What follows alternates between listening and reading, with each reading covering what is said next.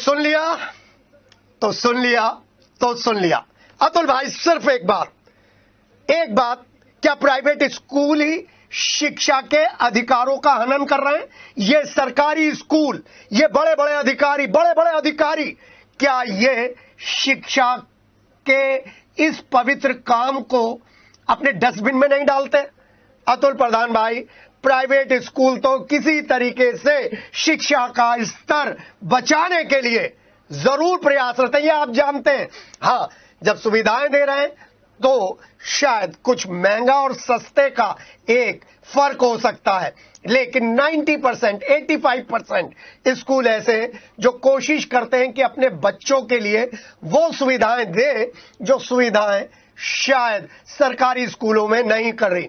क्योंकि सरकारी महकमे के जो अधिकारी जीआईसी में बैठते हैं उनका व्यवहार जाकर देखो, वो चपरासी को तो ऐसा मानते हैं जैसे उनके जर खरीद गुलाम है, बाबुओं को तो ऐसा मानते हैं जैसे बाबू बनकर इस पर्टिकुलर व्यक्ति ने कोई अपराध कर दिया है। और जितने भी ये बड़े अधिकारी हैं, इन अधिकारियों के जो दिमाग है उन पर चोट करें तो शिक्षा परिवर्तन के लिए तैयार बैठी है। मैंने प्राइवेट स्कूलों के खिलाफ मुहिम खुद लीड की है। मैंने एक स्कूल में घुसकर इस तरीके की कोशिश की है कि वहां के मैनेजमेंट को सही लोगों के हाथों में पहुंचाया जाए और दूसरे स्कूलों के साथ शैक्षिक स्तर को उठाने के लिए लगातार प्रयासरत हो। क्योंकि मैं जानता हूं और तुम भी जानते हो मुझे अतुल, कि मैं शिक्षा के लिए और स्वास्थ्य चीजों के लिए कितना समर्पित हूं। जी हां, यह उंगली बहुत महत्वपूर्ण होती है, इस उंगली पर ही निशान लगता है और इसी उंगली से पकड़ा जाता है पेन, पेंसिल और कलम। और जब यह उंगली इधर से उधर होती है तो शायद सत्ता भी हिल जाती है और सत्ता के साथ साथ व्यवस्था भी हिल जाती है। जी हां, डीएम दीपक मीणा साहब, अपने अधिकारियों को बोलने का तरीका सिखाने के लिए आपको एक वर्कशॉप करनी पड़ेगी।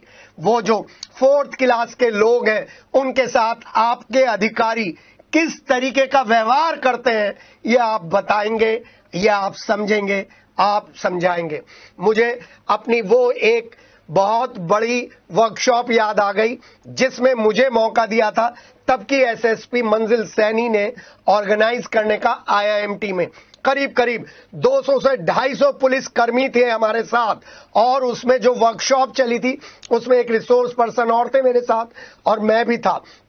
वहां पर सिपाही, होमगार्ड और हेड कांस्टेबल्स ने जो अपनी समस्याएं बताई थी उसको सुनकर रूह कांप गई थी। आपके सीओ स्तर का एसएसपी साहब और एडीजी साहब और आईजी साहब, ये आप तीनों के लिए है। आपका सीओ स्तर का और एसएचओ स्तर का अधिकारी, एसओ स्तर का अधिकारी इन सिपाहियों से, इन हेड कांस्टेबल से, इन होमगार्ड्स वालों से ऐसे बोलता है, आपको शर्म आ जाएगी। अगर आपको देखना है कि किस तरीके से 4th क्लास को, बाबूज को और दूसरे लोगों को सम्मान देना है तो किसी दिन मिलिट्री के किसी भी डिपार्टमेंट में चले जाइएगा, चाहे कितनी भी मुस्तैदी से सल्यूट मारता हो रंग रूट, लेकिन एक ऑफिसर का रंग रूट के साथ, सोल्जर के साथ बोलने का तरीका आपके दिल को छू जाएगा। लेकिन ये जो शिक्षा विभाग में, एमडीए में और आपके पुलिस विभाग में जो ये सिरफिरे अधिकारी बैठे हैं, इन सिरफिरे अधिकारियों के खिलाफ अतुल जैसे लोगों को आगे आना होगा। और सबसे बड़ी बात, सबसे बड़ी इस डिस्कशन की बात, सपा में अगर कोई एकमात्र नेता बचा है तो वो अतुल प्रधान है। ये मैं ठोक कर कह सकता हूं। वो अलग बात है, मैं कोई राजनीतिक आदमी नहीं हूं। मेरे लिए बीजेपी, सपा, कांग्रेस, बसपा, आप पार्टी सब बराबर है। जो अच्छा काम करेगा उसके साथ कंधे से कंधा मिलाकर खड़े होंगे, उसकी नीतियों को बताएंगे। तभी तो हम अपने विशेष कार्यक्रमों में सांसद राजेंद्र अग्रवाल को आमंत्रित करते हैं और पूछते हैं क्या क्या जन नीतियां चल रही है। लेकिन इस पूरे मामले में बीजेपी का एक भी नेता यह कहता हुआ नजर नहीं आया कि हाँ, आम आदमी का कहीं ना कहीं शोषण हो रहा है 1000 रुपए और 1500 रुपए के हिसाब से। मैं न्यूटीमा का केस नहीं ले रहा हूं, ना मुझे न्यूटीमा का केस लेना है। अतुल प्रधान ने न्यूटीमा केस के जरिए उन सारे अस्पतालों के ऊपर भी उंगली उठा दी है जिसमें कहीं कोई ना कोई विधायक, कोई ना कोई राजनेता, कोई ना कोई बड़ा नेता शामिल है। चाहे कैश के रूप में चाहे काइंड के रूप में। और ऐसे अस्पतालों की कमी नहीं है। आप जाकर पब्लिक में बैठ जाइए, आपको पता चल जाएगा इस अस्पताल को कौन सा नेता संरक्षण दे रहा है। और अतुल प्रधान के बारे में मैं इसलिए बोल रहा हूं क्योंकि जब मैं सिटी की सरकार का कार्यक्रम कर रहा था तो मैं कई जगहों पर पहुंचा था। अतुल प्रधान की पत्नी और हरिकांत अहलूवालिया जो महापौर हैं, दोनों आमने सामने थे। बहुत सारी जगह में मैंने पूछा था कि अतुल प्रधान की पत्नी सीमा प्रधान को आप क्यों वोट दे रहे हैं, तो उन्होंने बताया था कि रात के 1 बजे अगर हम अतुल प्रधान को फोन कर देते हैं ना, तो अतुल प्रधान हमारे इलाज की बंदोबस्त कर देते हैं।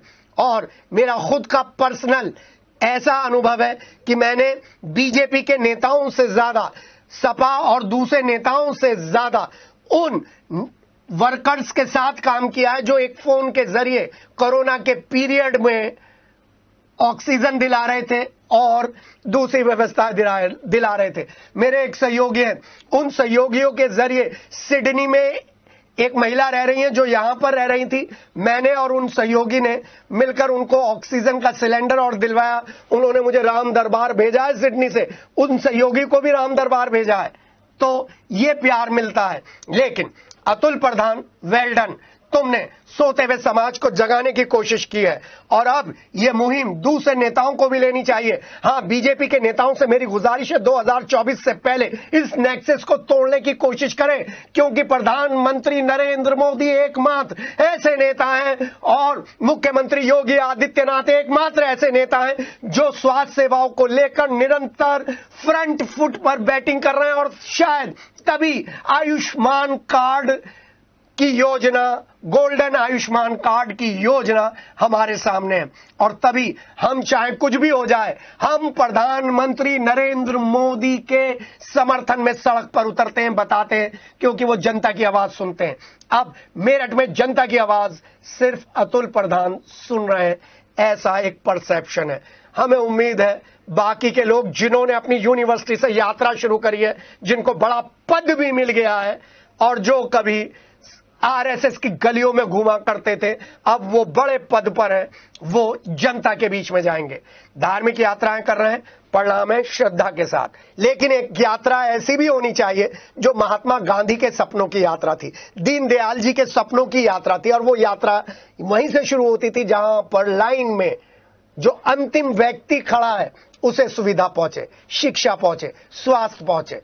मैं आपसे वादा करता हूं कि सिटी हलचल की टीम, हमारी पूरी टीम उन मुद्दों को जरूर छुएगी जिसने शिक्षा के क्षेत्र में ऐसे अधिकारियों की वजह से सड़ांध महसूस की है।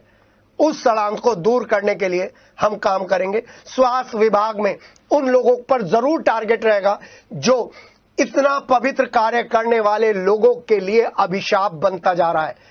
मुश्किल से इतने से लोग हैं स्वास्थ्य विभाग में जो इतने सारे लोगों की प्रतिष्ठा पर दाव लगा रहे हैं। और मुझे तो एक अधिकारी की बात आ जाती है याद कि मैं प्रभु से रोज प्रार्थना करता हूं कि कहीं कोई बड़ा हादसा ना हो जाए, क्योंकि अगर चेकिंग होगी तो इन अस्पतालों के पास सर्टिफिकेट नहीं मिलेगा। क्योंकि जब मैं चेकिंग करने जाता हूं तो कोई ना कोई नेता मेरे पास फोन कर देता है, ये चेकिंग रोक दो। सीओ अरविंद चौरसिया, आपको भी प्रणाम है। इस आंदोलन से आप जुड़े हुए थे, फिर हटे, फिर जुड़ गए, कैसे थे ये सबको मालूम है। हाँ, इस डिस्कशन के अंतिम चरण में 2 लोगों को जरूर पॉइंट आउट करना चाहूंगा, एक सीमा प्रधान और दूसरे डॉक्टर विजय राठी। सीमा प्रधान ने जिस तरीके से पति के साथ कंधे से कंधा मिलाकर इस आंदोलन से कुछ बातें सीखी हैं, वो उनके राजनीतिक जीवन में और पर्सनल जीवन में बहुत काम आने वाली हैं। और विजय राठी को तो मैं पर्सनली बहुत अच्छी तरह से जानता हूं, बच्चों के साथ खड़े रहते हैं, आम आदमी के साथ खड़े रहते हैं और अतुल प्रधान का राइट हैंड है। विजय राठी जरूर उस मुकाम पर पहुंचेंगे इस आंदोलन को लेकर अतुल प्रधान के साथ, जहां पर इस आंदोलन के मायने सार्थक हो जाएंगे। लेकिन सिटी हलचल आपसे वादा करता है सच के साथ खड़ा रहेगा और कोई भी ऐसी पत्रकारिता की मिसाल नहीं छोड़ेगा जिसमें आम आदमी की आवाज दबाई जाए। सिटी हलचल आपका चैनल, खबरें अभी की अभी, कल की नहीं, और खबरों में सनसनीखेज नहीं, सिर्फ आपकी समस्याएं, आपका समाधान। मिलते हैं अगले बुलेटिन में, ध्यान रखिएगा। अतुल प्रधान, वेल डन।